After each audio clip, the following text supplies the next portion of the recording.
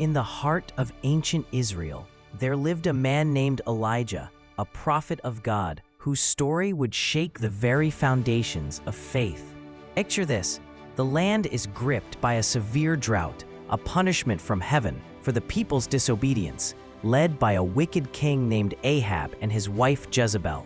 Elijah emerges from obscurity, standing boldly before the king, declaring, "As the Lord God of Israel liveth, there shall not be dew or rain these years, but according to my word."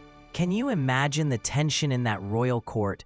A lone prophet challenging a king? For 3 long years, the skies remain dry.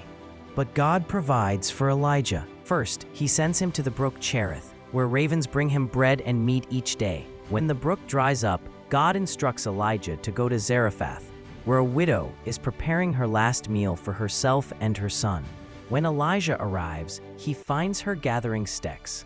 "Fear not," he tells her. "Make me a little cake first, and bring it unto me." The widow hesitates, but in her desperation, she obeys. Miraculously, her jar of flour and jug of oil do not run dry, sustaining them through the drought. This act of faith sparks hope in a seemingly hopeless situation. But the story takes a darker turn. Tragically, the widow's son falls ill and dies. Heartbroken, she blames Elijah for her misfortunes. "What have I to do with thee, O thou man of God?" she cries. Elijah, filled with compassion, takes the boy into his arms and prays fervently to God. "O Lord my God, I pray thee, let this child's soul come into him again." And to the astonishment of all, the boy's breath returns, and he lives again. With this miracle, the widow's faith is solidified.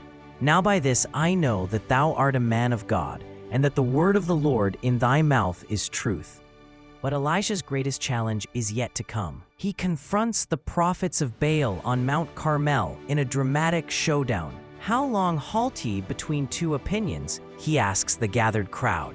"If the Lord be God, follow him. But if Baal, then follow him." The prophets of Baal call upon their God all day, but there's no response. Then it's Elijah's turn. He drenches his altar with water, making it nearly impossible for fire to ignite. With a simple prayer, he calls down fire from heaven. In a flash, the fire consumes the sacrifice, the wood, the stones, and even the water. The people fall on their faces, proclaiming, "The Lord, he is the God."